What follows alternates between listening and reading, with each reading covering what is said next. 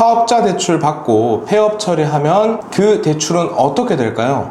이걸 모르고 폐업 처리하셨다가 이후에 정책자금 막히시는 분들 정말 많습니다. 오늘 영상 끝까지 보셔야 합니다. 안녕하세요, 한준경 정유석 팀장입니다. 오늘은 상담을 하다 보면 정말 많이 오해하고 계시는 부분을 설명해 드릴까 합니다. 폐업하면 정책자금 대출 상환 끝난다고요? 절대 아닙니다. 가장 큰 오해부터 바로 말씀드리겠습니다. 사업을 폐업한다고 해서 정책자금이든 사업자 대출이든 절대 없어지지 않습니다. 대표님 명의로 받은 대출은 폐업을 하시더라도 상환 의무가 그대로 남아 있습니다.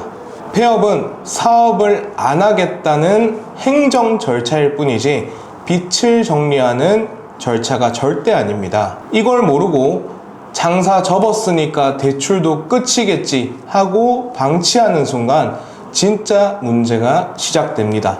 연체가 생기면 어떤 일이 벌어질까? 폐업 후에 가장 위험한 순간은 딱 하나입니다. 상환이 밀리는 순간 연체가 발생하면 이런 일들이 벌어집니다. 신용점수 급락, 금융권 연체 기록 등록, 보증부 대출일 경우 사고 이력 등록, 특히 정책자금의 경우 더 치명적입니다. 중소기업진흥공단 기준으로 최근 3개월 이내 30일 이상 연체가 1회 이상 또는 10일 이상 연체가 4회 이상이면 성실 상환으로 인정받지 못하여 추가 정책자금은 거의 신청이 불가능합니다. 상담하다 보면 예전에 폐업한 적은 있는데 대출은 좀 남아 있었어요. 이런 분들 대부분 정책자금 심사에서 추가 설명 요구, 심사 지연, 부결로 연기가 되는 경우가 정말 많습니다. 정책자금은 일반 대출과는 완전히 다릅니다. 여기서 정말 중요한 포인트 한번 말씀드리겠습니다. 소상공인진흥공단이나 신용보증기금과 같은 공공기관이 보증을 서거나 직접 대출을 해주는 구조입니다. 여기서 보증사고가 발생하면 해당 기관의 전산에 남게 되고 이 정보는 정책자금 신청 기관끼리 공유가 됩니다. 실제로 소상공인진흥공단 연체 이력이 있으면 중진공 정책자금 신청 시에도 당연히 확인이 됩니다. 그래서 다른 기관이니까 괜찮겠지 이렇게 생각하시면 절대 안 된다는 겁니다. 정책자금 블랙리스트라는 진짜 의미, 영상 제목처럼 정책자금 블랙리스트에 등록이 된다라는 의미를 정말 많이 쓰는데요. 이게 무슨 뜻이냐면 공식적으로는 블랙리스트라는 단어는 없습니다. 하지만 대출받고 바로 폐업, 상환 계획 없이 방치, 연체 이력 발생, 이런 이력이 쌓이면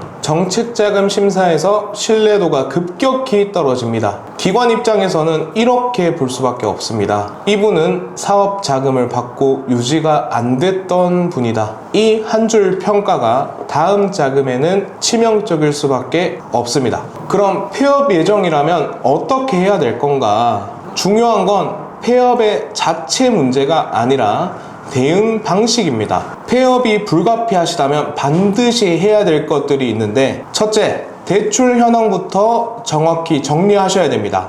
얼마가 남아있는지, 보증부 대출인지, 개인 책임인지 확인하셔야 되고요. 둘째, 금융기관과 먼저 상담을 받아보시는 걸 추천드립니다. 상환 유예라든지 분할 상환이라든지 채무조정 가능 여부를 먼저 파악하시는 걸 추천드립니다. 셋째, 절대 연체는 만들지 말 것. 연체 없는 성실 상환은 나중에 다시 사업을 할 때 오히려 도움이 됩니다. 넷째, 보증기관 사고 이력 여부 확인, 신용보증재단, 소진공, 신보, 기보 등의 사고 등록이 있는지 직접 확인하시는 걸 추천드립니다. 실무에서는 폐업 후에도 상환 구조만 잘 관리해서 다시 정책자금으로 승인받는 분들도 실제로 있습니다. 정리를 해드리자면 사업자 대출 받고 폐업했다고 끝나는 게 절대 아닙니다.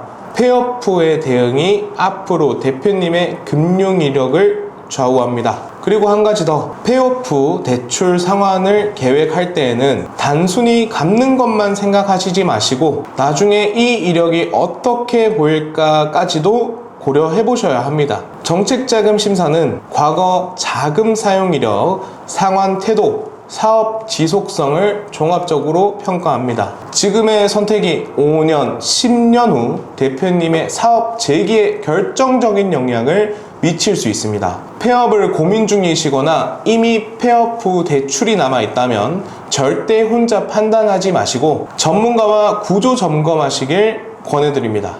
도움이 되셨다면 좋아요, 구독 부탁드리겠습니다. 궁금한 내용은 언제든지 문의주세요.